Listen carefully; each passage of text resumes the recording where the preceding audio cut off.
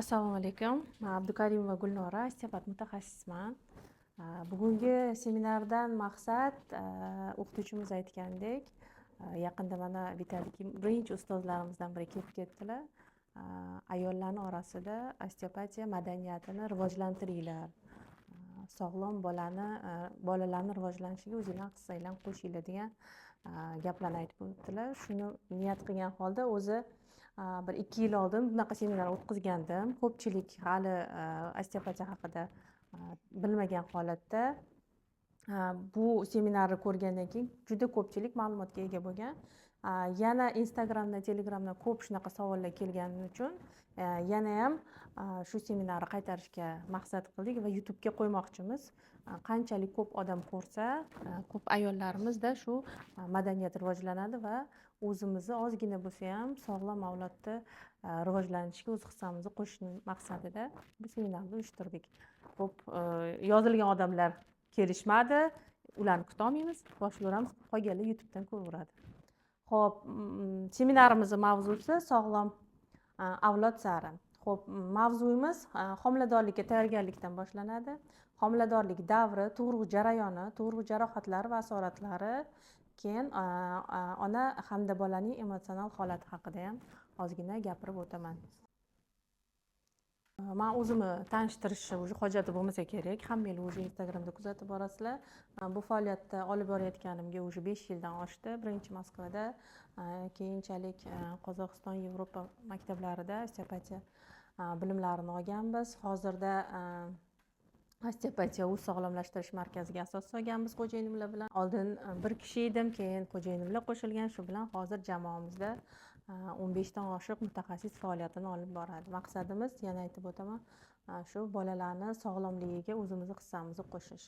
Osteopatiya nima degan savolga birinchi urg'u berib o'tmoqchi edim. Osteopatiya bu bundan 140 yil, 150 yil oldin Amerikada kashf qilingan Andrew Taylor Still degan injener vrach kashf qilgan. Andrew Taylor Still o'zi asli injener, ko'prik quruvchi bo'lgan va meditsinaga ham juda ham o'zini nimasi bo'lgan, qiziqishi bo'lgan va vrachlikka ham keyin o'qigan. Xo'p, qaysidir yillari Andrewni bolalari epidemiyadan o'ladi. Epidemiyadan o'lgandan keyin Andrew tushunadiki, klassik meditsina bolalarning hayotini saqlab qolmaganini anglagandan keyin o'zini qarashlari, o'sha injenerligi, fizikligiga boradida osteopatiya yo'nalishini kashf qiladi. Bu osteopatiyani kashf qilganda u o'sha o'zini fizikligiga boradi. Osteopatiya ko'pincha fizika bilan bog'liqlik joyi juda ham katta va u insonni ko'prikka qiyoslaydi. Ko'prikni ustunlari bo'ladi, uni ushlab turadigan qismlari bo'ladi. Odam ham xuddi shunday. Ko'prikni qaysidir qismi buzilsa yo ustuni qulasa, ko'prik o'sha tomonga qarab og'adi.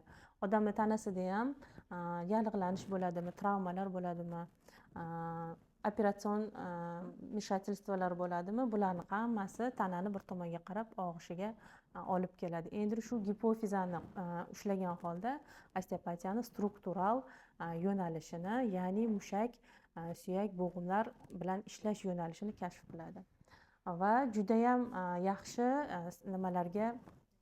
natijalarga erishadi. Andrewning hatto kabineti ham bo'lmagan va kushetkasi ham bo'lmagan. U kasallarni qabul qilganda ikkita stulchik qo'yib, eshikni yechib, eshikni stulchik ustiga qo'yib, kushetka yasab, ustiga patsientlarni qo'yib qabul qilib, xuddi oldin o'zimizda sindiqchilar bo'lgan-ku. Masalan, kimdir qo'yri qayirib olsa yoki bo'lmasa sinib qolsa, chiqib ketsa sindiqchiga borardik, to'g'rimi? Hali unaqa yaxshi rivojlanmagan payt, masalan, o'zim eslayman, 90-yillarda bo'lgan paytda qo'shnimiz bo'lardi, Yunusali tog'a, ko'p odam o'shalarga kelardi. Silab qo'yardilar, yaxshi bo'lib ketardi. Bo'lmasam, hech qanaqa ma'lumoti yo'q, dalada ishlaydigan odam bo'lgan. Xuddi shunaqa struktural yo'nalishda endi o'z faoliyatini olib boradi. Keyinchalik uni shogirdlari bo'ladi va osteopatiyani boshqa yo'nalishlari ham rivojlanishni boshlaydi. Ya'niki osteopatiyani struktural yo'nalishini Still kashf qilgan bo'lsa, uni kranial qismini, ya'ni bosh va miya bilan, bosh harakatlari bilan ishlaydigan qismini Sutherland kashf qilgan bo'ladi. Va yana osteopatiyani visceral va psixoemotsional, hozirda yangi rivojlanib kelayotgan psixoemotsional turi ham kashf qilingan. Xo'p, struktural qismini aytib o'tdim. Visceral qismida odam organizmidagi ichki a'zolari bilan ishlaydigan osteopatiyani yo'nalishi viscera, ya'ni shu ichki a'zolar bilan ishlash yo'nalishi kashf qilingan. Xo'p, biodinamik osteopatiya ham bor. Bu O'zbekistonga hali yaxshi tanish emas, lekin bizda shunaqa mutaxassislar bor. Xalqimiz hali biodinamika bilan ishlaydigan mutaxassislarga tayyor bo'lmagani uchun, bu haqida bilimlariga ega bo'lmagani uchun bu hali yaxshi rivojlanmayapti. Chunki osteoni o'zini olib kirganimizda odamlarda noto'g'ri tushuncha paydo bo'lgan. Masalan, o'zim ham yangi o'qib kelganimda, masalan, oldin Rossiyada yashab, yoda o'qib ishlaganimda menda unaqa savollar bo'lmagan. Lekin bu yerga ko'chib kelib ishlashni boshlaganimda odamlarda nima o'qiyapsiz? Yo черный magiyami? Qo'lingiz tegmayapti-ku? Qanaqa jarayon ketyapti? To'g'risini ayting, jinlaringiz bormi? Odamlaringiz bormi degan savollar ham juda ham ko'p bo'lgan. Shuning uchun hali biodinamika osteopatiya bizda yaxshi rivojlanmagan. No, ko'rib turganingizdek, mutaxassislik qo'llari biodinamikada bemorga tegilmaydi. Bu degani bu hech qanaqa nima deydi, g'ayrioddiy narsa emas. Odamni suyuqlik darajasida ko'riladida va fluktuatsiya bilan ishlanadigan yo'nalishi hisoblanadi. No, aytganimdek, hali odamlarda bu haqida tushuncha bo'lmagani uchun paka jim. Bizda ishxonamizda Nikolay Ivanovich degan Shvetsariyada o'qigan mutaxassisimiz bor edilar. Ular juda ham yoshlari katta, juda ham ko'p o'qiganlar va xafa bo'ladilar. Chunki odamlarda tushuncha yo'q. Men masalan Nikolay Ivanovichga kiringlar deb kirgizganimda menga teginmadi, meni birpasga chiqarib yubordi degan gaplar bo'lgani uchun uncha hali tushuncha yo'q. Xo'p, kranial osteopatiyada ko'rganingizdek, o'zi osteopat degani hamma insonni yo bolani boshini ushlab o'tirgan mutaxassisi ko'z oldiga tasavvurga keltiradi va xuruq boshini ushlab o'tirganda qanday jarayonlar yuzaga keladi, odamlarda tushuncha yo'q. Lekin kranial osteopatiyada o'zi kranial ritm degan narsa bor. Kranial ritm, biz nafas olib nafas chiqarganimizdek bosh suyaklarimiz ham nafas olib nafas chiqaradi. Ana shu nafas olib nafas chiqarganini kranial ritm deyiladi. Kranial ritmda biz bir daqiqada уже nimadan ko'proq, tabiiy nafasdan ko'ra ko'proq 8 dan 12 amplitudagacha bosh suyaklarimiz nafas oladi. Bosh suyaklarimiz nafas olishining sababi uni ichidagi bosh miyani o'rab turadigan likvor suyuqligidir. Likvor suyuqligi, suyuqlik bor joyda harakat bo'ladi, bilsanglar. Suv tirik jon hisoblanadi va bizni tanamizni, butun tanamizni qoplab turadigan likvor suyuqligi harakatga ega bo'lgani uchun bosh suyaklarimiz ham choklar orqali birikkan va bu choklarni kengayib torayishiga yaxshi tebratadi. Mana shu kranial ritm deyiladi. Xo'p, va keyingisi psixoemotsional osteopatiya. Bu endi rivojlanyapti. Biodinamikaga nisbatan psixoemotsional osteopatiya yaxshiroq. Men faoliyatimda psixoemotsional osteopatiyaga ham ozgina urg'u beraman. Ayniqsa ayollar keladigan bo'lsa yoki bo'lmasam og'ir diagnozli farzandlari bor ayollar keladigan bo'lsa, birinchi ona bilan ishlab olishga to'g'ri keladi. Onani depressiyada bo'lishi mumkin, bolasini kasalligini qabul qilmasligi mumkin. Bunaqa holatda bola bilan ishlash yaxshi samara bermaydi. Shuning uchun bolani qo'yib turib, ona bilan birinchi ishlab olinadi. Ana shundan keyin bolaga hali ko'p urg'u bermasdan turib, bolada o'zgarishlar bo'lishni boshlaydi. Shu jihatdan psixoemotsional osteopatiya juda yaxshi yordam beradi. Xo'p, endi meni o'zi faoliyatim kattalar bilan va bolalar bilan bo'lgani uchun hamma bemorlarni qabul qilaveramiz. 0 yoshdan, yoshni chegarasi yo'q, bemalol qabul qila olamiz. Lekin men o'zimning yo'nalishimni chaqaloqlarga va bolachalarga urg'u berganim uchun o'zimga детский osteopat yoki bo'lmasam взрослый osteopat degan narsa yo'q, yoki bo'lmasam visceralchik yoki bo'lmasam kranialchik osteopat degan mutaxassis yo'q. osteopat butun tanani umumiy ko'rish kerak. Masalan, men faqat bosh bilan ishlayman yoki bo'lmasa men faqat visceralni ishlayman deydigan mutaxassis bo'lish kerak emas, chunki tana butun umumiy, uni bir-biridan ajratib bo'lmaydi. Xuddi ko'prikni bir-biridan ajratib bo'lmagandek, tanani ham ajratib bo'lmaydi. Shuning uchun ayollarga va chaqaloqlarga, bolalarga urug'ini berganmiz. Lekin markazimizga bemalol yosh kattalar ham, erkaklar ham, erkak mutaxassislarimizga bemalol kelishaveradi. Bugungi seminarda mavzusi sog'lom avlod sari bo'lgani uchun men urug'ini ayollar va tug'ruq jarayoniga qaratdim. Chunki hammasi homiladorlikdan boshlanadi. Xo'p, homiladorlikka to'g'ri tayyorgarlik va sog'lom homiladorlik davri. Eng ko'p ahamiyat berilmaydigan qismi bu bo'yiga yetgan qizlarimizni turmushga berishdan oldin turmushga tayyorgarlik qilinmaydi. Konsultatsiyalarimda, muolajalarimda juda ko'p ahamiyat berganman. Bo'yiga yetgan qizlarni olib kelishadi-da, voy bir oydan keyin to'yi yoki bo'lmasam 2 oydan keyin to'yi, qizim to'g'irlab bering deb olib kelishadi. Bu juda ham oz muddat hisoblanadi. Bu qizni osteopatiya muolajalaridan tashqari yana uni biokimiyasi bilan ham ishlash kerak bo'ladi. U homiladorlikka organizm tayyormi, tayyor emasmi, bu holatlari bilan ishlash kerak bo'ladi. Lekin bizda ana shu hali madaniyat yaxshi rivojlanmagani uchun ertaga u qiz homilador bo'ladi, o'zi defitsitda bo'ladi, toza qiyshiq bo'ladida, homilador bo'lib qoladi va homiladorlik davri juda ham og'ir kechadi va bu gipoksiyaga, bolani gipoksiyasiga olib keladi. Yangi kelin, yangi joy, hali yaxshi ko'nikmagan, qaynona bilan muomalasi hali yaxshi emas, tushunchasi yo'q, juda ham ko'p qiyinchiliklar bilan tug'iladi keyin bolachalar va nima bilan, nogironlik bilan yoki bo'lmasam juda ham og'ir tashxislar bilan bolalar kelishadi. Shuning uchun birinchi urg'uni homiladorlikka tayyorgarlikdan boshlashni men olg'a surgan bo'lardim ayollar orasida va bo'yiga yetgan qizlarini turmushga bermoqchi bo'lgan ayollar orasida.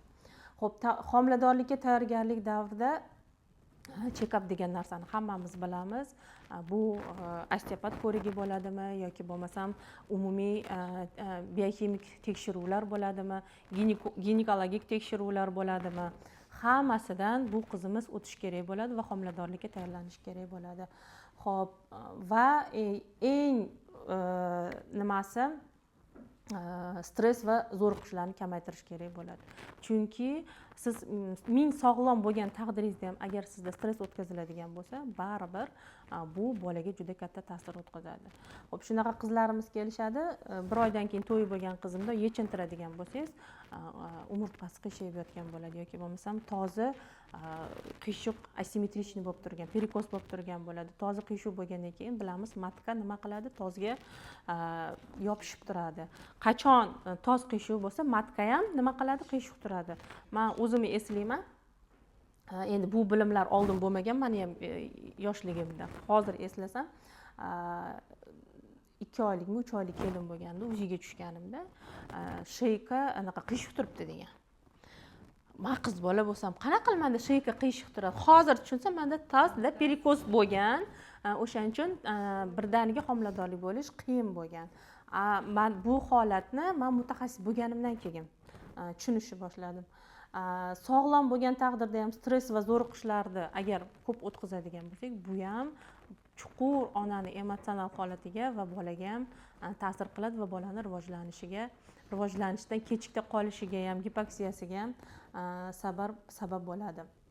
Homiladorlikka tayyorlandik, defitsitlarimizni to'ldirdik, osteopatga bordik, to'yimiz ham o'tib oldi va nihoyat biz nima bo'ldik? Homilador bo'ldik. Homilador bo'lganimizda ham ana videoni qo'yib bersangiz bo'ladi.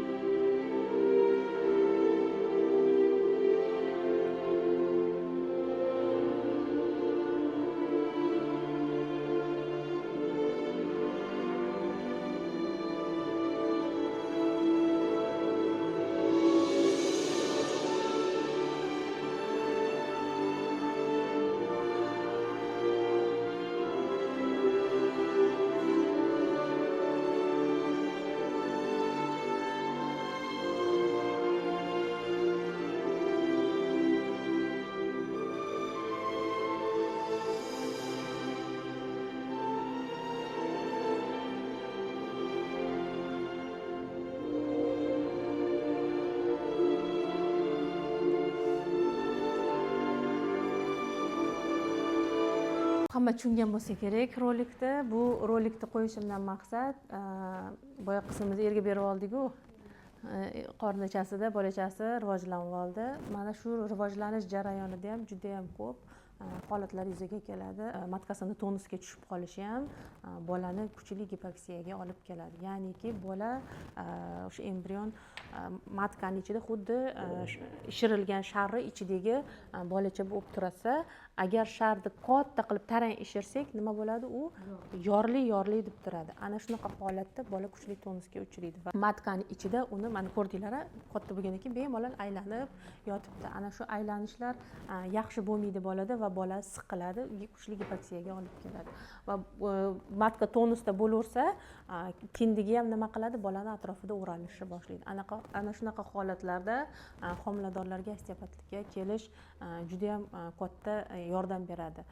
Praktikamda juda ham ko'p obvitiya bo'lgan, tonusga uchragan, gipoksiya bo'lgan homiladorlar bilan, toksikoz bo'lgan homiladorlar bilan ishlaganimda juda ham yaxshi natijalar olingan. Masalan, obvitiya bo'lgan o'zi bemalol ko'rsatib beradi, kindigi bo'yniga o'ralib qoladi. Bu kuchli tonusdan bo'ladi. Bolani gipoksiyaga olib keladi. Bolaning miyasi rivojlanayotgan jarayonda agar kuchli o'raladigan bo'lsa, o'sha miyasida ham kuchli kechikishlar yuzaga keladi.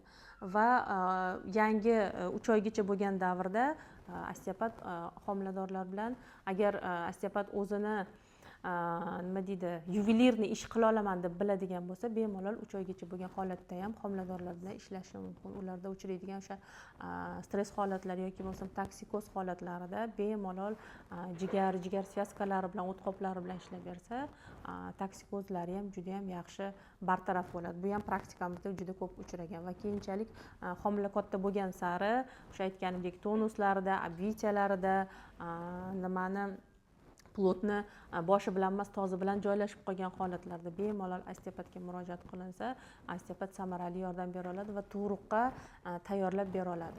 Yevropa davlatlarida homiladorlikka tayyorlashda osteopatning o'rni juda ham katta. Nafaqat Yevropa, Rossiya davlatlarida ham, bizning markazimizga ham tushungan, bilgan onalar homiladorlikka tayyorlanish uchun kelishadi va homiladorlik davrida ham kelish ularga tavsiya qilinadi va ular kelishadi. Ayniqsa 30-haftadan keyingi bo'lgan davr to 40-haftaga bo'lgan, ya'ni 36dan 40-haftaga bo'lgan davrda kelish tavsiya qilinadi. Bu yerda tozni o'rab turuvchi svyazkalar yaxshi bo'shatib beriladi. Matka tonusdan tushirib beriladi va svyazkalar bo'sh bo'lgandan keyin tug'ruq jarayonida tozni ochilishi yengillashadi va bolani tug'ruq jarayonida jarohat olishi kamayadi. Va yana homiladorlik davrida uchraydigan simfizit holatlari ham, sedalishni nerv tomiri tortib qolish holatlari ham, kuchli tonuslarda ham osteopat juda ham yaxshi yordam beradi. Simfizitda ko'pincha 7 mm-gacha norma deyishadi va keyinchalik 7 mm-dan oshsa, bu onaga kesir va buyuriladi. Kesir va bilan tug'ruq, bu gaplarim bilan kesirva bilan tug'manglar demoqchi emasman, lekin qancha ona tayyorlansa, o'ziga qarasa, kesirvaga borishi shuncha kamayadi va bolani jarohatlari ham, o'zini ham jarohatlanishi keskin kamayadi. Simfizit holatlarida ham homiladorlikda agar osteopatga murojaat qilinsa, simfizit homiladorlikda davolanmaydi, lekin og'riqlari bittadan qoladi. Ko'pincha ginekologlar o'zi qilib tekshirilganda simfizit razmerini ko'rishadi va travmatologga jo'natishadi. Travmatolog homiladorga hech narsa yozib bermaydi, faqat nima og'riq qoldiruvchi yoki bo'lmasam maz yozib berishi mumkin. Lekin biz lo'nni suyagimiz ustiga qanaqa qilib maz surkaymizda, bunaqa nerealnida, neudobno birinchidan, keyin u ta'sir qilmaydi, chunki u asorati bilan ishlayapti. Osteopatning vazifasi uni keltirib chiqqan sababini topib, o'sha sabab bilan ishlash bo'ladi. Homiladorlarimiz bemalol simfizit davrida 14 mm-gacha, 15 mm-gacha bo'lgan homiladorlar ham kelishgan, og'riqlari qoladi va tug'ruqdan keyin o'sha tiklanish davrida toz bilan yaxshi ishlanganda simfizit keyingi homiladorlikka o'sha qaytarilmaydi. Lekin ana shunga ham ahamiyat bermaydigan yosh ayollarimiz bor. Birinchi bolasi hali 1 yosh bo'lmasa, ikkinchi bolasini ko'tarib qo'yadi va simfizit davolanishga ulgurmaydi. Ana shunda ular juda ham kuchli bel og'riqlari, oyoq og'riqlari va simfizitni ochilib ketishiga qiynalishadi. Bunaqa holatda ham o'sha osteopat yaxshi yordam bera oladi. Xo'p,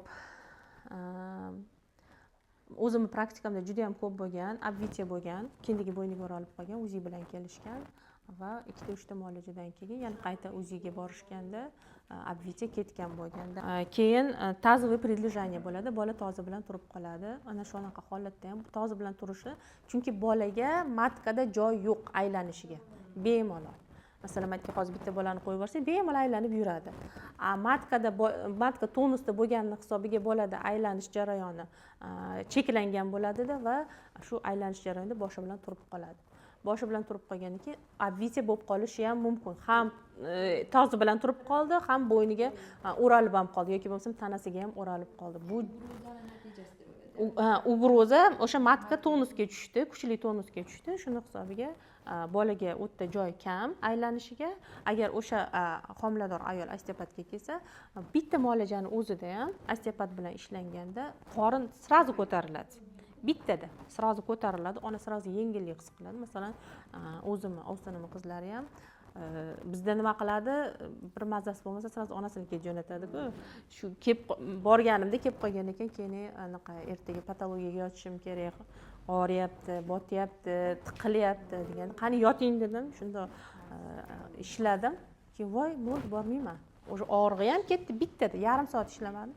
Og'rig'i ketgan, qorni srazu ko'tariladi va onaga srazu yengillik bo'ladi. Qorin yumshoq bo'lib qoladi. Tonusga tushgan matkada qorin juda ham qattiq, tarang bola tiqilib turadi, nima? Tarang bo'lib ketadi-da. Ana shuni bemalol yumshatsa bo'ladi. Svyazkalari tortilib bo'shatiladi. Bu juda ham og'riqsiz, yumshoq qilinadigan, homiladorga juda ham yoqadigan, homilador bemalol bo'shashadigan holatda qilinadigan muolajalar bo'ladi va bolani bemalol aylanishiga ham vaziyat tug'iladi. Xo'p, simfizit ko'proq bo'ladi. Displaziyada simfizit juda ham ko'proq bo'ladi.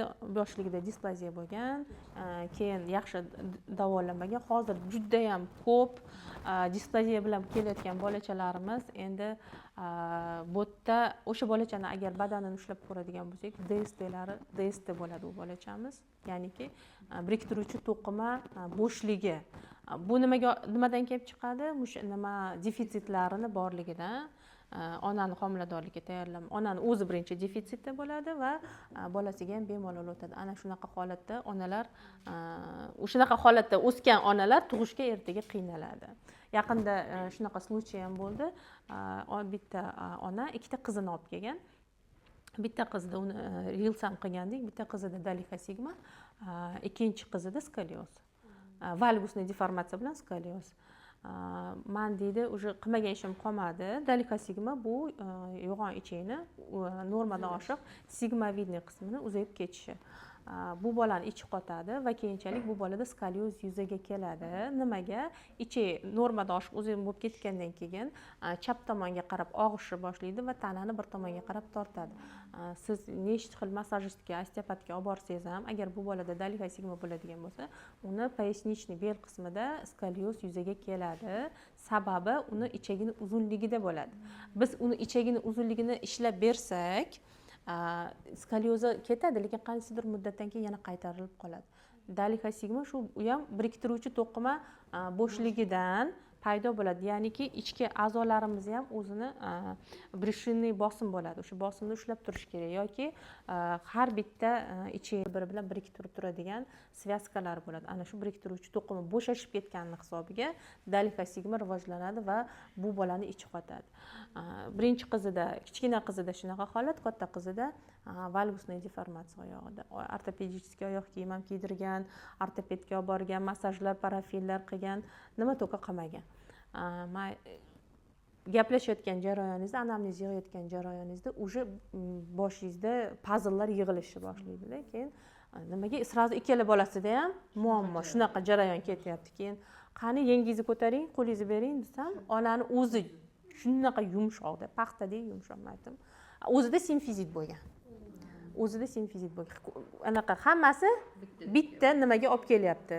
Ona homiladorlikka tayyorlanmagan, defitsitlarni to'ldirmagan yoki bo'lmasa uni ham onasidan o'tgan bunga, o'zi simfizit bo'lib tuqqan, keyingi bolasida dalihosima, u yana keyingi bolasida mushaklar bo'shligidan valgus deformatsiya.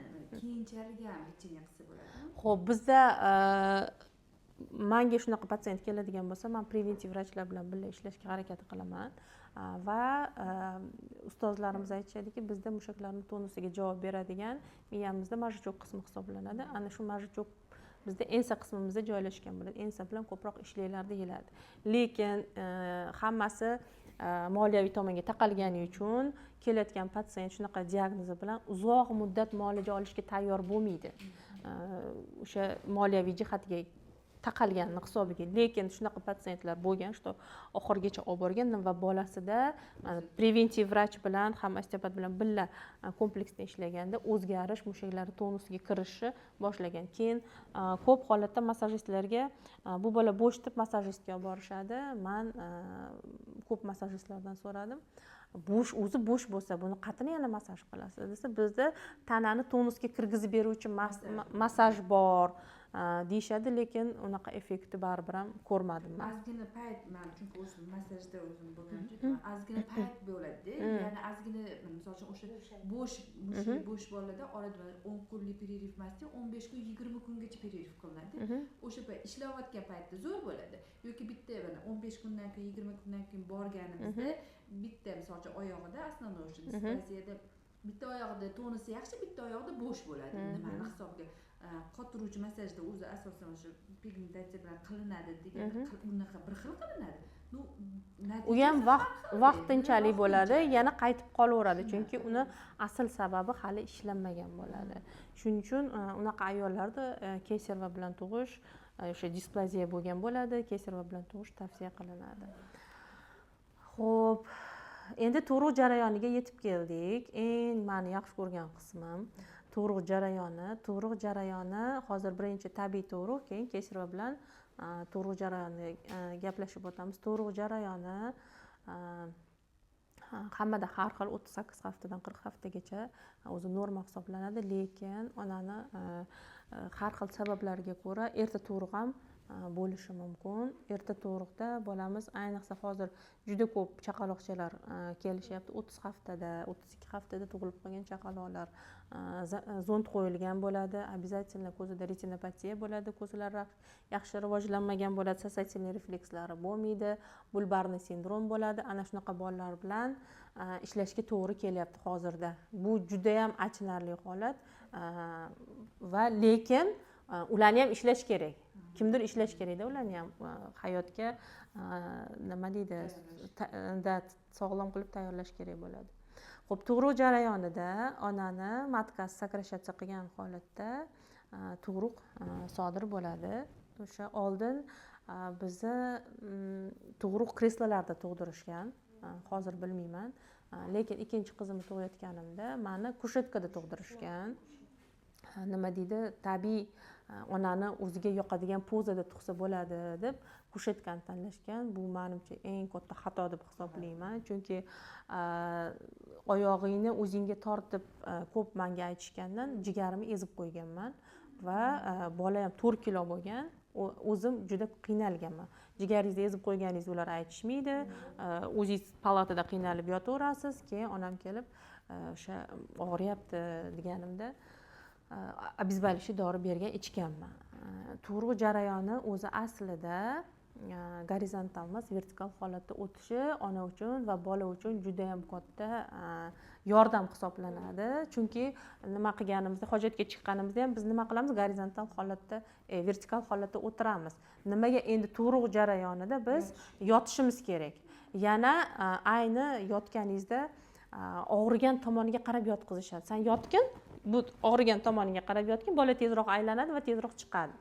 O'shani o'tirgan holat yoki bo'lmasam tik turgan holatda tug'dirish bizda hali yo'lga qo'yilmagan. Lekin o'zini ustida ishlaydigan onalar, mana hozir doulalar ham juda yaxshi rivojlanib ketgan. Uyda tug'ish ham yaxshi rivojlanyapti bizda. Uyda tuqqanda ona o'ziga qulay holatda, o'ziga mos holatda bemalol o'sha do'g'lasi bilan yordamchisi bilan bemalol tug'ib olyapti. Lekin bu degani bu jarayonda ham bola jarohat olmaydi degani emas. Nisbatan yengilroq o'tadi, lekin shu uyda tuqqan bolalarni ham ko'rdik, baribir travma bo'lganda. Xo'p, tug'ruq jarayonida akusherning vazifasi bolani qabul qilib olish va onaga yordam berish hisoblanadi, to'g'rimi? Hammamiz bilamiz. Lekin homiladorlikka tayyorlanmagan, to'lg'oq yaxshi bo'lmaganning hisobiga bizga nima qilishadi? Borishimiz bilan kapelniza qo'yishadi, oksitatsiya qo'yishadi va matkani искусственный сокращать qilishadi. Oksitatsiyani ta'siri bolaga ham bemalol o'tadi. Chunki bola o'zi tabiiy ravishda matkadan chiqish kerak, lekin bu yerda majburlab chiqarilyapti. Hozir yana gel qo'yishar ekanmi? Gel ham qo'yishar ekan. Lekin men o'zim tuqqanimda, o'zimdan kelib chiqib aytaman, birinchi farzandimda borganimda sheyka juda qalin bo'lgan va akusher qo'shnimiz bo'lgani uchun yordam bergan, sheykani yog' bilan massaj qilgan. Uni hammaga qilavermas ekan, chunki men o'sha yerda ko'rganman, boshqalarga qilinmayapti, lekin menga qilingan. Sheyka massaj qilingan, lekin oksitatsiya ham qo'yilgan. Tug'ruq jarayoni bola katta bo'lgani uchun, o'zim anemichniy bo'lganim uchun kuchim yetmagan va bolani bo'yni chiqayotgan paytda menda to'lg'oq to'xtab qolgan yoki bo'lmasam kuchani olmay qolganmanda. Boshqa vrach chaqirishib, katta vrach kelgan, qornimni shunday bosgan, xuddi sidirib chiqargandek bo'lganda bolani. Keyin meni urishib berishgan o'sha yerda. Men 21 yosh qiz bo'lsam, endi erga tekkan bo'lsam, hali tug'ishni bilmasam, nimaligini ko'rmagan bo'lsam, meni urishyapti o'sha yerda. Sen bolani bo'ynini qisib qo'ygan. Men emas, sizlar etib turishinglar kerak. Mamnun qil. Lekin hamma ayb ularga to'nkash noto'g'ri. Tug'ruqqa tayyorlanish kerak bo'lgan, homiladorlikka tayyorlanish kerak bo'lgan. Xo'p, bo'yni chiqayotgan vaqtda bo'yni qisilib qolgan bolani, значит, matka qisib qo'ygan bo'ynini va qorindan qattiq itarilgan bola, 4 kilo, 3 kilo 800 bola qorindan itarilgan. Qorindan itarilganda akusher bundoq bosganda bolani dumba qismidan bosiladi va dumg'aza qismi bolani kompressiyaga uchiradi. Kompressiya degani siqilish degani. Xo'p, bu yerda bola bo'yni bilan o'zi qisilib turibdi. Bu yoqdan battar itarganda xuddi garmoshka holati yuzaga keladida va bolani ham dumg'aza, ham bo'yin qismi lat yeydi. Bu yerdan bola chiqyapti, bu yerdan akusher ushlab olish kerak. Akusher bolani ushlashi uchun nima qiladi? Barmog'ini tiqish kerak bo'ladi. U ataylab qilmaydi, u majbur. Tezroq bolani chiqarib olmasa, bola bo'g'ilib qoladi. Mana shunaqa holatda qo'lini tiqadida va bitta qo'li bilan tortish qiyin bo'ladi. Ikkinchi qo'lini tiqadi yoki bo'lmasam, nechta akusher bilan gaplashgan bo'lsam, so'rayman, qanaqa qilib qo'linglarni tiqasizlar, qanaqa qilib tortasizlar. Mana qilib tortganda, bu yoqdan bosilyapti, bu yoqdan tortilyapti. Birinchi garmoshka qilib olishdi bolani, keyin nima qilishdi? Rastягивать qilishyapti. Bola chiqdi, bolam yig'lamagan, o'g'il bola bo'lgan, yig'lamagan, ko'm-ko'k baqlajon rang bola tug'ilgan. Oyog'ini osmondan qilib urishgan, ingragan tovush chiqqan, xolos. Baqlajon bola, ingragan tovush chiqqan. Qarab turibman, yotqizishni tozalashyapti, yig'lamayapti-da bola. Ingradi xolos. Keyin qo'shnimiz menga nima bo'lgan, yordam bo'lgan, qo'shni bo'lgani uchun akusherka sразу marla olganda, marla bilan bolani bo'ynini yaxshilab fiksировать qilib boylab qo'ygan. Agar opitniy akusher bo'ladigan bo'lsa, opitniy neonatologlar bo'ladigan bo'lsa, bolani bo'ynini sразу fiksировать qilishadi. Fiksировать qilganda bolani уже o'ngga chapga qaramoqchi bo'ladi-ku, уже tug'ildi-ku, moslashish kerak. Ana shunaqa jarayonda bo'yni kamroq lat yeydi bolani. Meni omadim kelgan o'sha qo'shnim sразу bo'ynini fiksировать qilib qo'yib, anaqa ishib ketgan bola bo'lgan. Lekin ko'krakni sразу olgan. No 2 kundan keyinmi palatada уже neonatolog kirib ko'rganda ko'zi уже yiringlashni boshlagan. Voy, oyisi bolani ko'zini shamollatib qo'yib, infeksiya tushirib qo'yibsiz degan. Ammo palatada bo'lsam, o'zi yotgan bo'lsam, qanaqa qilib bolam ko'ziga infeksiya tushirishim mumkin? Bu yerda keyin mana bu osteonni o'qib bildimki, bolada kuchli bo'yin va ensa qismida kompressiya yuzaga kelgan natijasida bizda ensa suyagi bilan panasimon suyagini, o'sha boya aytgan, boshida aytgandek kranial ritm dedimi? Ensa suyagi bilan ponasimon suyak mana shunaqa harakat qiladi, nafas olib nafas chiqaradi. Mana shunaqa holatda ponasimon suyak, mana ponasimon suyak o'rtasida bizda nima решетчатый ko'z bo'ladi, g'alvirsimon suyak bo'ladi. Ana shuni drenaj qiladi. G'alvirsimon suyak teshik bo'ladi. Drenaj buzilgani hisobiga bizda ko'z yosh suyagi ham bor. Ko'z yosh suyagi ham kompressiyaga uchraydida va bu yerdagi ko'z yosh kanali bekiladi. Bekilgani hisobiga bolada ko'z yosh ajraladi, suyuqlik va bu yerga infeksiya tushadi. Va bolaga dakriotsistit tashxisi qo'yiladi. Nima qilishadi? Srazu tetratsiklin surkaydi. Tetratsiklin bir xilga bo'ladi. Agar travmasi yengil bo'ladigan bo'lsa, tezroq o'tib ketadi yoki agar travmasi kuchli bo'ladigan bo'lsa, 5-6 oylik bo'lsa ham o'tmaydida. Keyin nima qilishadi? Uni oftalmologga olib boradi. Oftalmolog birinchi kapla yozib beradi, keyin massaj qilishni buyuradi. Yaxshi yengil darajada bo'ladigan bo'lsa o'tib ketadi, o'tmasa keyin уже burni ham bitishni boshlaydi, u bolani burniga ta'sir qiladi.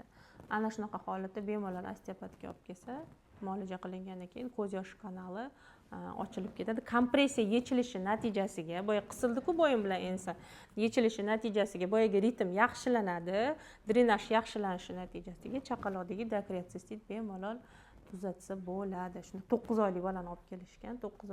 9 oydan beri lorga borishar ekan, burnini yuvdirishgan. Pastdan tiqilaveradi. Ko'zini pastdan ishlaganimizdan keyin taqataq to'xtadi. Nimaga men ertaroq bilmadim deyapti-da ona. Shu maqsadda ham mana shunaqa mayda elementarniy o'zi narsalar, lekin ona bilmaydi. Shuning uchun ham agar bu bugungi seminarimiz YouTube'ga qo'yilsa, ko'pchilik ko'rsa, o'sha bilmagan bilimlarini oladi degan maqsadda ham o'tdik. Xo'p, bo'yin qismimiz zararlandi. Keyin bola tiqilib qolish holatlari ham bo'ladi. Bunaqa holatda nima qiladi? Yelkasidan tortib chiqarish kerak bo'ladi akusher. Yelkasidan tortganda akusherskiy paralij yuzaga keladi. Yelka bo'g'im qismi nima qiladi?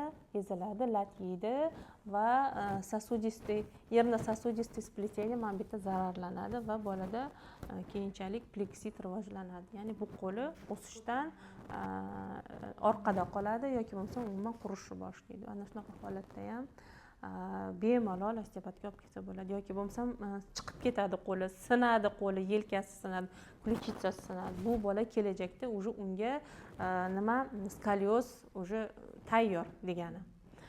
Shuning uchun mana shunaqa holatda 3 oygacha bo'lgan davrda qancha erta bolani osteopatga olib kelinsa, mana buni asoratlarini oldini olish shunchalik oson bo'ladi. Yana tug'ruq jarayonida agar bolani kindigi bo'yniga o'raladigan bo'lsa, bir martadan 4 martagacha ham eshitganman tajribamda. Ana shu bolalar обязательно nutqida muammo bo'ladi. Обязательно so'rish, emish reflekslari yaxshi bo'lmaydi. Agar u davrdan o'tib ketib kattaroq 5-6 yosh bolacha bo'ladigan bo'lsa, nutqiy aqliy rivojlanish orqali eng yengili SDVG bilan keladi. SDVG shu giperaktivniy bola, bir joyda tura olmaydigan bola bo'ladi. Shunaqa bolalar unga уже aniq shunaqa bo'ladi uni kelajagi. Shuning uchun kindigi bilan o'ralgan bolani обязательно osteopatga olib kelish kerak bo'ladi. Yoki bo'lmasam лицевой предлежание bo'lib qolishi mumkin. Bolachamiz yuzchasi bilan onani nima ko'pchigiga, dumg'azasiga turib qoladi. Ana shunaqa bola обязательно ko'karib tug'iladi. Chunki onalar ko'p kelganda, mana tug'ilganda mana bunaqa edi deb rasmlarni ko'rsatishadi. Yuz qismi, ko'z qismi обязательно ko'kargan bo'ladi. Bu bolada ertaga o'ta ham muammo bo'ladi yoki bo'lmasam abadok bolani boshida abadok paydo bo'ladi. Bu degani polni bola kaltso bilan siqildi degani. Bizda teminnoy qismimiz, ya'ni tepa suyaklarimiz va peshona qismimizda peshona qismimiz aqliy rivojlanishga javob beradigan bo'lsa va teminnoy qismimiz zona broka bilan zona vernika gapirishimiz va tahlil qilish zonalari bo'ladi. Bot qisiladigan bo'lsa, ertaga bolada nutqiy aqliy rivojlanish orqada qolish yuzaga keladi. Yana jarohatlardan biri bu bolani kefalogematoma bilan tug'ilishi. Kefalogematoma bolani yumshoq to'qimasi bilan qattiq to'qimani orasidagi gematoma, ya'ni qon quyilishi natijasida paydo bo'ladigan katta bir gematoma bo'ladi.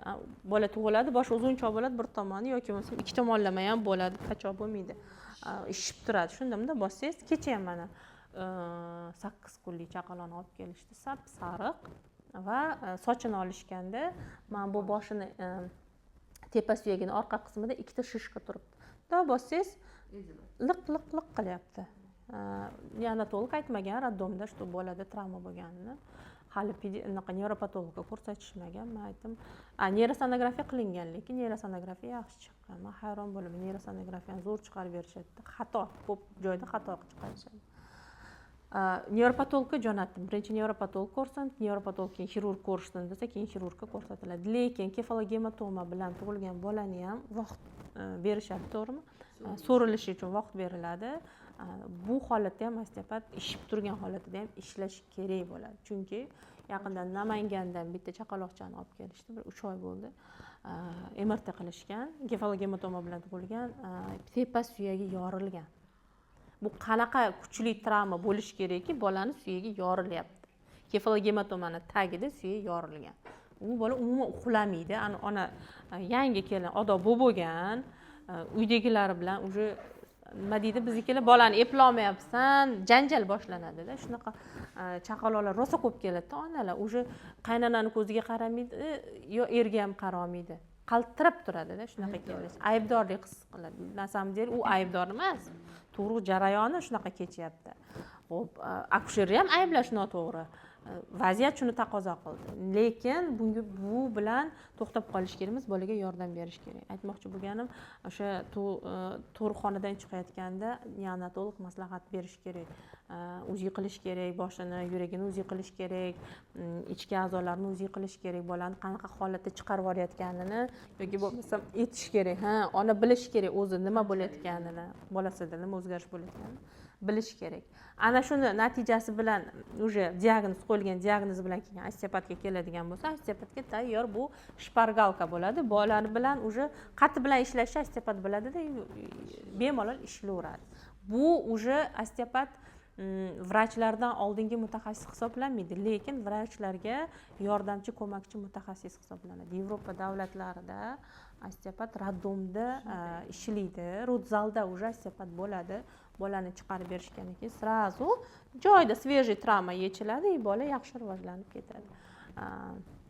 Shuning uchun bizda ham shu madaniyatni yaxshilab ko'paytirib, rivojlantirish kerak deb o'ylayman. Xo'p, yana travmalardan bolani vakuumda tortish. Vakuumda yoki bo'lmasam shipsida tortib chiqarishi.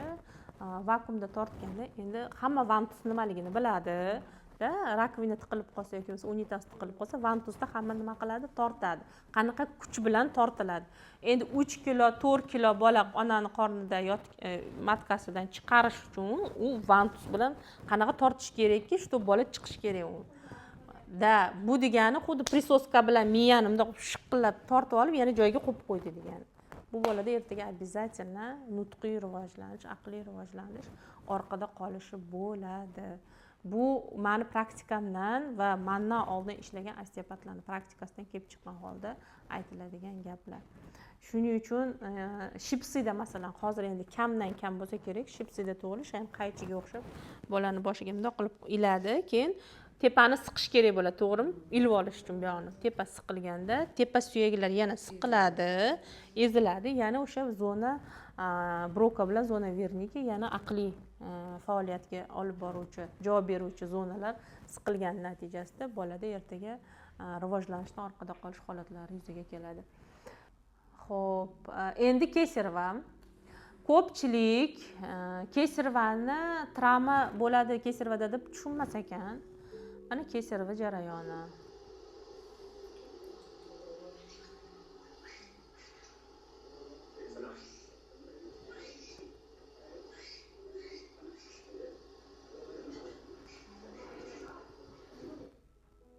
Bu obviti mana.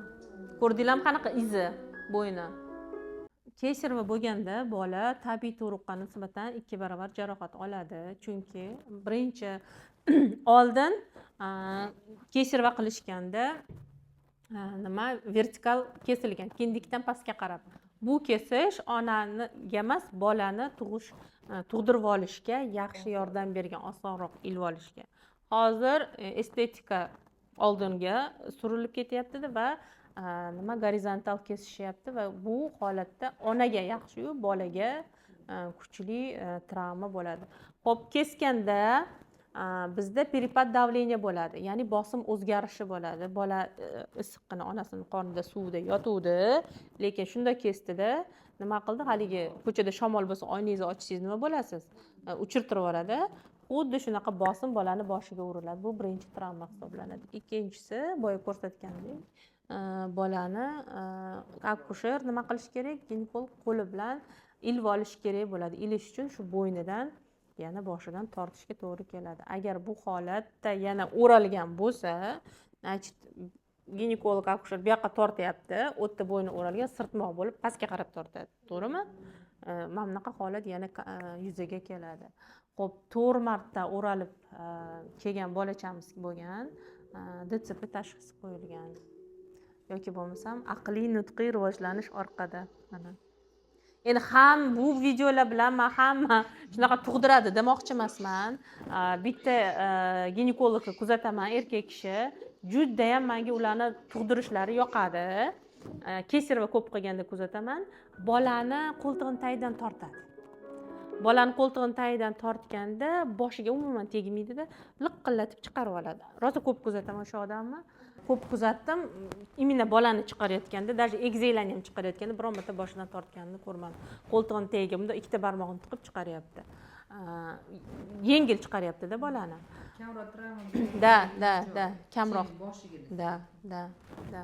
Kesirvada bola 2 barobar travma oladi va kesirva bilan tug'ilgan chaqaloqlar kelganda ularda bulbarniy sindrom yaxshi rivojlangan bo'ladi.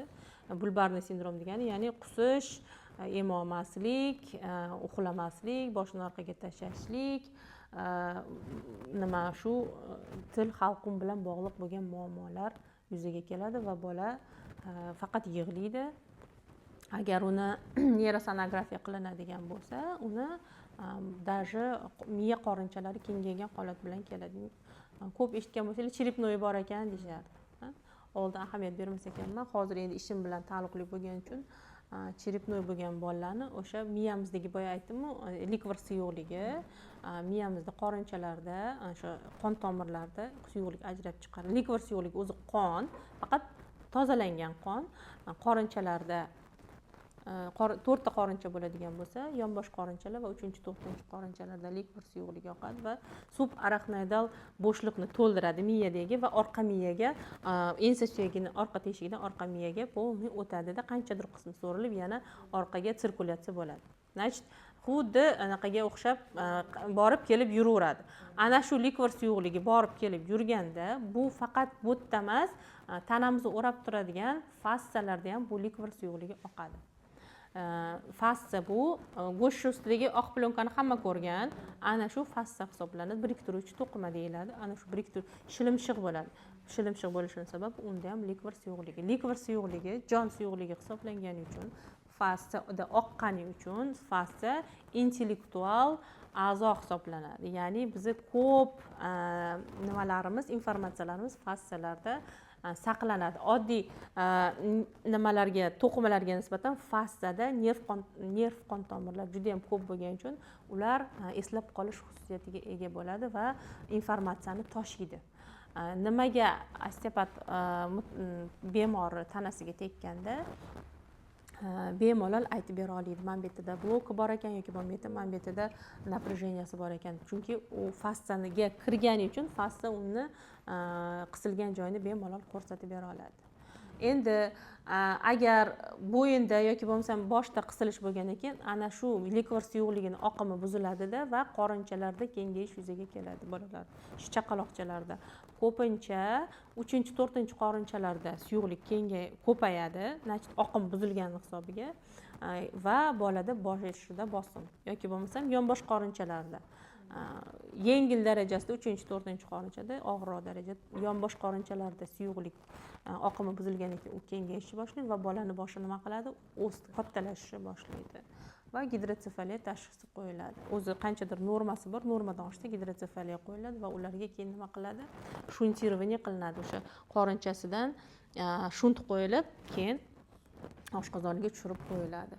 Ana shunaqa holatdagi neyrosonografiya qilingan chaqaloq bo'ladigan bo'lsa, qorinchalari kengaygan bo'lsa, hali 3 oygacha yoki bo'lmasa 1 yoshgacha bo'lgan davrdagi chaqaloq bo'lsa, bemalol osteopatga kelsa, nima bo'ladi? Qisilgan bo'yin ensa qismi qisilgan joylar ochilgan hisobiga ottok yaxshilanadi va qorinchalardagi suyuqlik ketishni boshlaydi. Bemalol hech qanaqa dorisiz bu jarayonni bolaga qilsa bo'ladi. Tajribamizda ham juda ham ko'p o'tgan.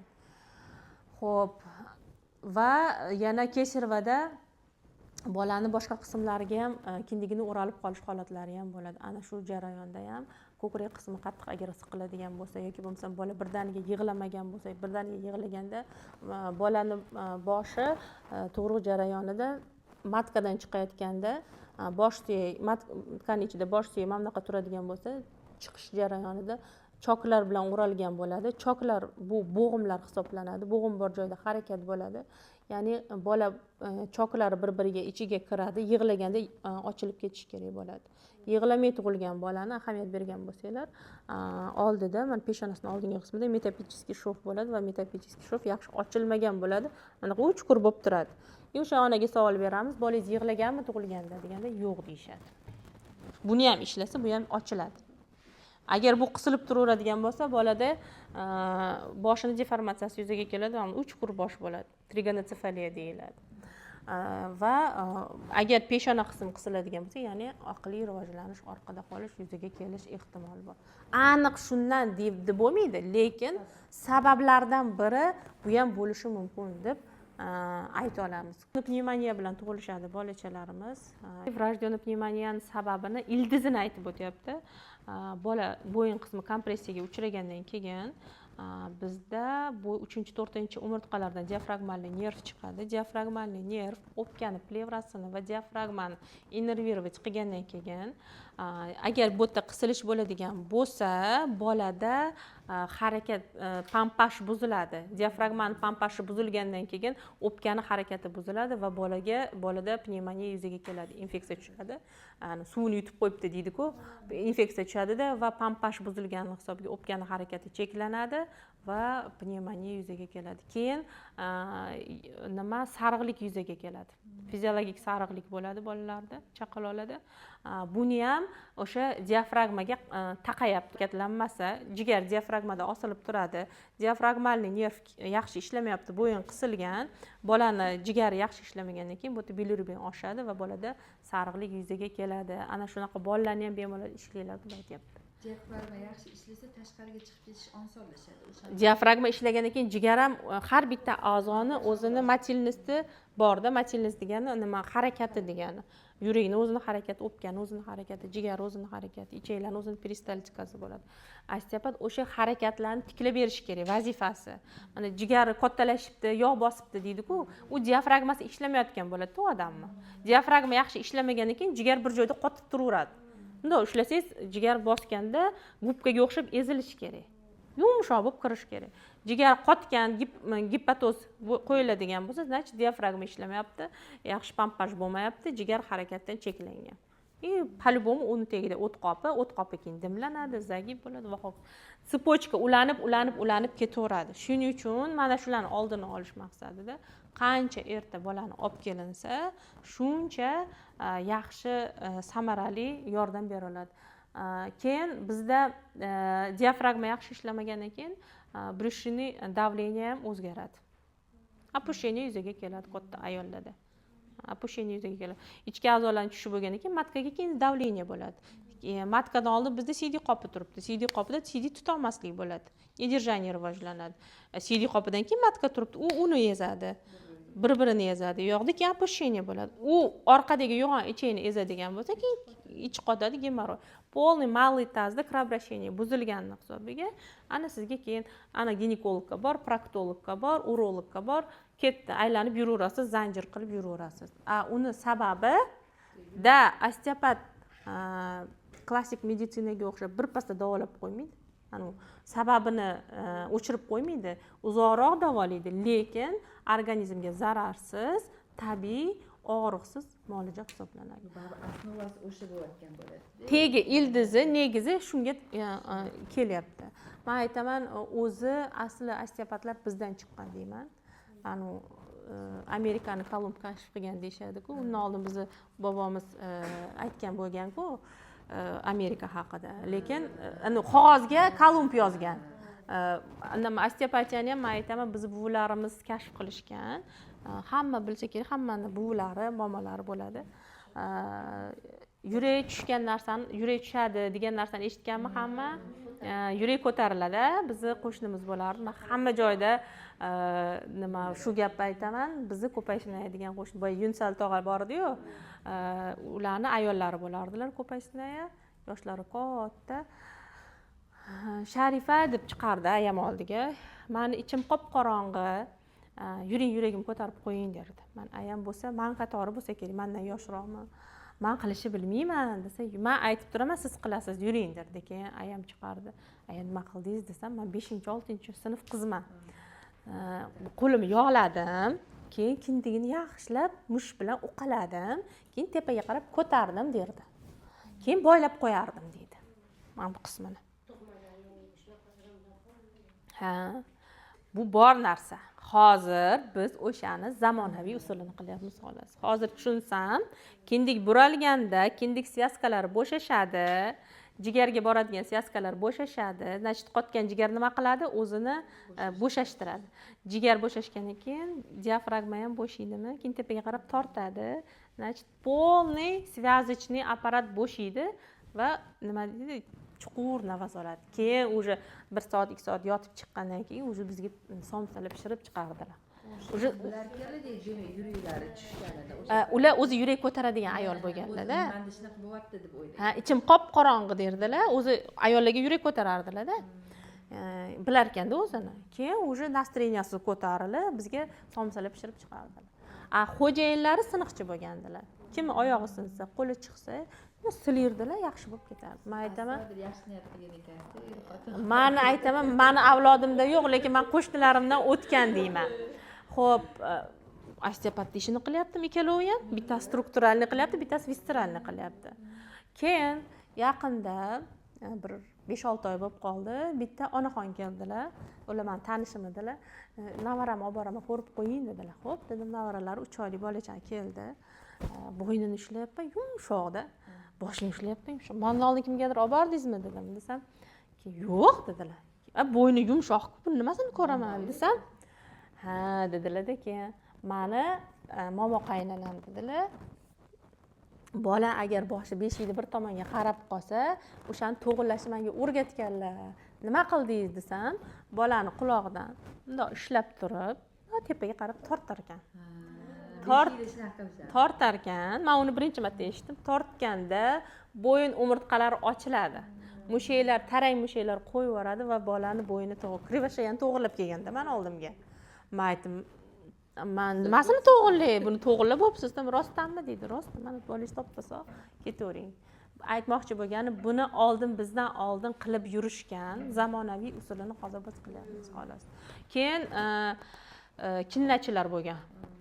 Kinna silash o'zi shariatda yo'q narsa, lekin dam solish bor narsa. Qo'limizni любой payt og'rigan joyimizga qo'yamiz, boshimiz og'risa boshimizga, tanamiz og'risa tanamizga. Alloh bizni shunaqa yaratgan, qo'limizni kalit, tanamizni kalit qilib yaratgan. Qayerga qo'limni qo'ysam, tushib ketaveradi. Yo'q, xuddi puzzle yig'ilgandek tushaveradi. Mana qatim ushlasam. Bu degani o'zimiz tiklash, o'zimizga o'zimiz yordam berishi Alloh o'sha bizga singdirib qo'ygan, faqat biz uni ishlatishni bilmaymiz. Keyin emotsional holat. Masalan, siz keldingiz, menga dardingizni aytdingiz, men siz bilan gaplashdim, siz yengil bo'ldingiz, chiqib ketdingiz. Bu bor narsa, o'zi tegi bor narsa. Hozir biz ming dollarlab sarflab, o'qib, endi tushunyapmiz. Lekin tegi bizni buvilarimiz bu narsani qilishgan. Shuning uchun osteopatiya Amerikada emas, bizda kashf qilingan desa ham bemalol bo'ladi. Xo'p, endi bolani tug'dirib oldik. O'sish jarayonida, bolani rivojlanish jarayonida onani qiladigan xatolardan bittasi bu bolani hadunokka o'tkazishi. Xo'p, bolani tos chanoq bo'g'imi rivojlanishi, golovkalarning o'sishi 4-5 oylikdan boshlab boshlanadi. Bu jarayonda 6-7 oylik bolani nima qiladi? Hadunokka o'tkazib qo'yishadi. Beshikda hadunok qilib keladi hamma, to'g'rimi? Hali bola oporaga turishni bilmaydi, hali oyoqni qo'yishni bilmaydi, golovkalar hali yaxshi rivojlanmagan. Bolani oyog'ini ochib, hadunokka o'tkazib qo'yishadi. Bu katta xato hisoblanadi. Displaziyani keltirib chiqishiga sabab bo'ladi va bolani umurtqasi hali yaxshi tikka turishga nima qilmagan, moslashmagan, bolani tikka qo'yib qo'yishadi. Bolani oyog'i baribir nimaga tegadi, yerga tegadi va bola oyog'ini qo'yadi. Shunaqa holatda hadunokka umuman mumkin emas. Xo'p, soskani men 1 yoshgacha bo'lgan davrda bemalol tarafdoriman. Agar bola, masalan, men o'zim bolalarimga bermaganman. Yerdan olib ham solib qo'yishaveradi, og'ziga solib ham solib qo'yishaveradi, infeksiyada. Shuning uchun men bermaganman, bolalarim ham yig'loq bo'lmagan. No, yig'loq bolaga soskani bersin, пожалуйста. Uxlab qoldim, og'zidan chiqarib qo'ysin. Lekin juda ham boshida kuchli kompressiya bilan tug'ilgan bola soskani tashamaydi. U odatan bo'lib qoladi birinchidan, ikkinchidan soskani olib tashlasa barmog'ini so'radi. Barmog'ini so'rganda bola tepa tag'ligiga botiradi barmog'ini va ko'taradi. Ana shu jarayonda bolaga kranialniy ritmi yaxshilashgan natijasida bola barmog'ini so'radigan bo'lib qoladi. Lekin bir tomondan o'ziga foyda qilyapti, ikkinchi tomondan tepa jag'ni nima qilib yuboradi? Ko'tarib va surib yuboradi. Bu ham o'sha 6 oygacha mayli so'skangizni bering, 6 oydan keyin bolani chiqarib tashlang so'skadan. Lekin barmog'ini so'rayapti, barmog'ini chiqarmayapti desa, ertaga keyin uni ham olib kelish kerak bo'ladi. Ustki jag' bo'lib qoladi bolalarda. Agar o'sha kranialniy ritm buzilsa, ensa suyagi bilan ponasimon suyagini harakati cheklansa, ensa bilan pona tog' suyagi bo'lgani uchun ular nafas olganda juft suyaklar nafas chiqaradi.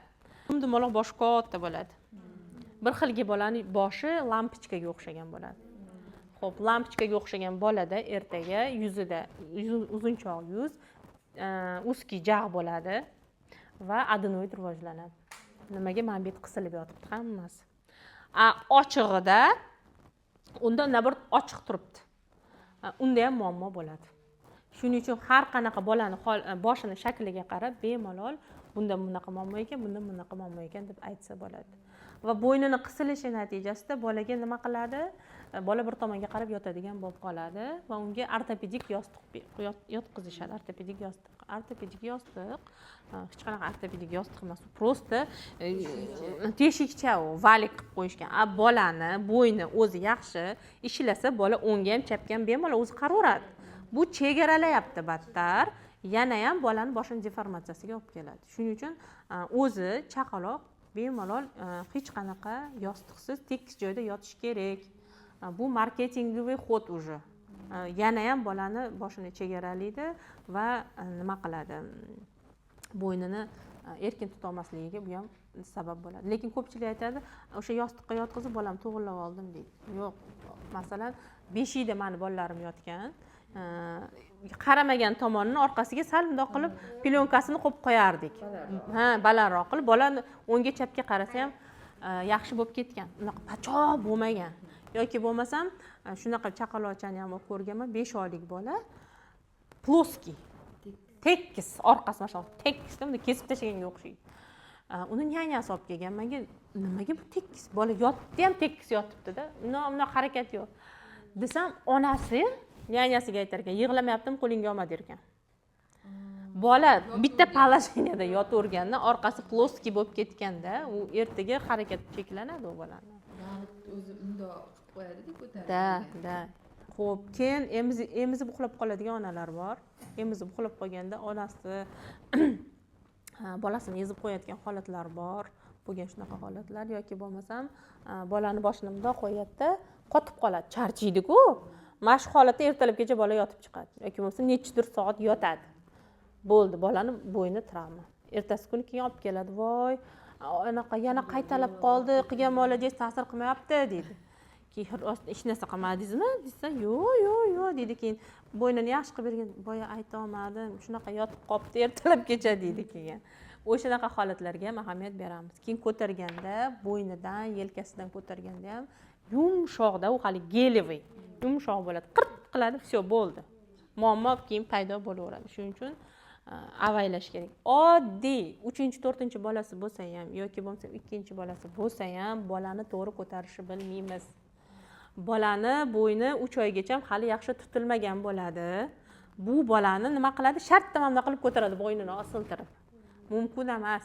Обязательно nima qilamiz? Yonboshlatib, boshini bo'yni bilan qo'shib ushlab, keyin ko'taramiz.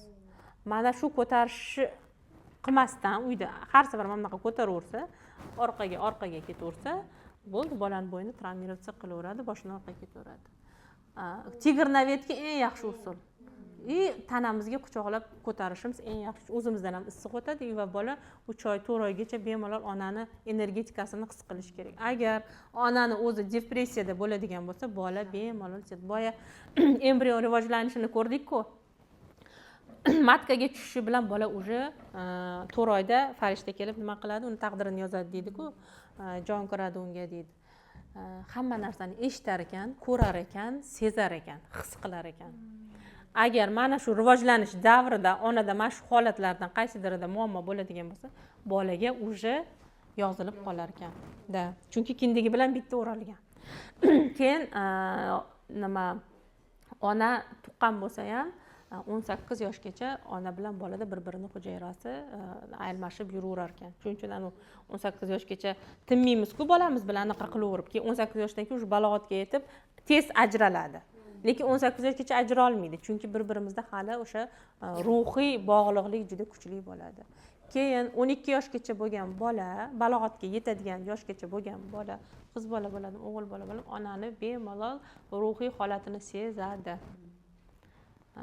Onada nima holat kechayotgan bo'lsa, bola o'shani sezadi va o'zini aybdor his qiladi. Bu homiladorlik davrida ham, tug'ruqdan keyin ham, уже kattaroq bo'ladigan bola bo'lsa ham, balog'atga yetguncha, hali onadan ajramaguncha hamma narsani his qiladi va o'zini aybdor his qiladi. Shunaqa emotsional подавленный bolachalarimiz ham ko'p kelishadi. Shunaqa bolacha kelgan, 9 yosh, Max ismi. Kushetkaga chiq, anaqa o'gay otasi bilan keldi. O'gay ota u o'gay ota emasda, o'zini otasidan yaxshi qarayapti u bolaga. 9 yosh bola kushetkaga chiqa olmadi. Yig'lavordi. "Nima yig'layapsan?" desam, "Qo'rqaman" deydi. "Nimadan qo'rqasan?" desam, "Balandligidan qo'rqaman. Kushetkani balandligi 1 metr. Shu senga balandmi?" desam, "Ha" dedi. Qo'rqqandan siygisi qistab ketdi. Hojatga olib chiqib ketdi-da, men onasiga qarayapman. Nima holat, bola nima bo'lgan bolada, shu bola mana shu 1 metr joyga ham chiqishga qo'rqyapti desam, birinchi bolani otasi onasi bilan yashaganda ichardi ekan va bolani bir kun ichib kelib, ko'tarib obedенный stol ustiga qo'ygan. Urmani degan. "Men seni shunaqa yomon otayman." U aybdorlik hissi bo'lib kelgan otada, bu yosh bola-ku nimani tushunadi? Urmani degan. O'sha qo'rquv bolada qolib ketgan. Bola 9 yosh bo'lgan, lekin hali ham balandlikdan qo'rqadi. Olib keldi hojatdan, bir nima qilib yotqizdik, qo'limni endi yurak bilan ishlashim kerak. Yig'layapti bola. To'xtamay yig'layapti. Bir 3 ta seans yig'ladi bola. Bu degani emotsiyalari shuncha подавленный-da bu bolani. Ona o'tiribdi, ona endi aytib beryapti, shunaqa bo'lgan. Endi hozir men bu ikkinchi turmushim, yaxshi yashayapmiz, hammasi yaxshi, lekin bolam ochilib keta olmayapti, deyapti-da. Keyinda o'girib bellarini ko'raman desam, orqada ona ham kalta yegan, bola ham kalta yegan. Shuning uchun aytyapman, bolani emotsional holati onaga bemalol bog'liq. Oddiy masalan uyda xo'jayinimiz bilan tortishib qolamiz. Bolalarimiz ko'zimizga qarab turadi, menga qaraydi, otasiga qaraydi. Hammamizda ham, to'g'rimi? Shuning uchun biz bildirishimiz kerak emas ekan. Yoki bo'lmasa bu meni adem bilan bo'lgan o'zimiz munosabatimiz, sen xavotirlanma, bizda hammasi yaxshi degan tushunchalarni bolaga berishimiz kerak ekan. Emiziklik bola uni tushunmaydi-ku. Emiziklik bola emadi faqat, no emotsiyasi bolaga bemalol o'taveradi. Shuning uchun bolani emotsional holatiga, o'zimiz holatimizga ham обязательно qarashimiz kerak bo'ladi. Emotsional degan ruhiy holatimiz bolaga juda ta'sir qiladi. Xo'p, osteopatiyada yordam berish mumkin bo'lgan holatlar, bu yerda spiskasini qilganmiz. Chaqaloqlarda uyqusini buzilishi, besabab yig'lashi, boshini orqaga tashlashi, qorni dam bo'lishi, rivojlanishdan orqada qolishi, autizm, ZPR, ZRR, DTSP, gidrotsefaliya, mikrosefaliya, bosh deformatsiyalari, plagiatsefaliyada, bo'yin qiyshiqligida, krivasheyada, qomat buzilishida, bu kuchayishda, enurezda. Xo'p, Sobul, enurez haqida ham savol berdik. Enurez bu tungi siyib qo'yish, bolalarda rosa ko'p uchraydi. Keyin bitta bolachani olib kelishdi o'sha dars jarayonida, spina bifida ekan. Spina bifida bel umurtqada, bel qismida anomal yaxshi rivojlanmagan bo'ladi va bizda ko'pincha spina bifidani natijasida bolada enurez degan tashxis qo'yiladi, noto'g'ri ekan. Boladagi enurez ko'proq agar kechqurun qotib uxlab turmayaptimi, bu boladagi miyasidagi karadagi muammo ekan. Miya qobig'idagi muammo, signal ishlamayapti. Tur bor, si degan impuls kelmayapti, bola uyg'onmayapti. Spina bifidani bunga aloqasi yo'q ekan. Shuning uchun agar qarada muammo bo'lib, bolada enurez bo'layotgan bo'lsa, bemalol sog' bo'ling. Bitta ikkita seansda tuzalib ketmaydi, lekin oxiriga yetkazsa bo'ladi. 22 yosh, 27 yosh bolalar ham kelgan enurez bilan agar tegini surishtirsangiz, travma bo'ladi. Otasi kichkinaligida anaqa urishib, podyezdga qorong'iga chiqarib qo'ygan bo'ladi. Psixologik holati ham bor, lekin agar qarada muammo bo'ladigan bo'lsa, osteopat bemalol ishlasa bo'ladi. Nutqning kechikishi, boya aytdim, agar tepa suyaklari siqiladigan bo'lsa, shu broka bilan vernike zonalarida muammo kelib chiqadi. Displaziya, chanoqson bo'g'imi muammosi, unda ham agar chiqish, chala chiqish bo'lmasa, golovkalar yaxshi rivojlanmagan bo'lsa, bemalol osteopat ko'radi. Skladkalar ikki xilligida, tozini qiyshiqligida bemalol ishlasa bo'ladi. Chala chiqishda men olmayman, ortoped bilan ishlashni buyuraman. Nima taqqani yaxshi, shina, chunki ona baribir ko'tarmaydi, ochiq ko'tarmaydi, mas'uliyat his qilmaydi. Keyin mana shu joyda yana displaziyaga urg'u berib o'tmoqchi edim. Kengurular bor-ku hozir, hamma taqadi, sling, kenguru bir narsalar deyishadi. Ana shunaqa holatda ham bolani to'g'ri o'tkazish kerak bo'ladi. Agar bolani oyog'i M shaklida bo'lmasa, bu bolani oyog'ini displaziyaga olib keladi. Chunki agar bolani oyog'i M shaklida tursa, chanoq suyagiga kirib turadi.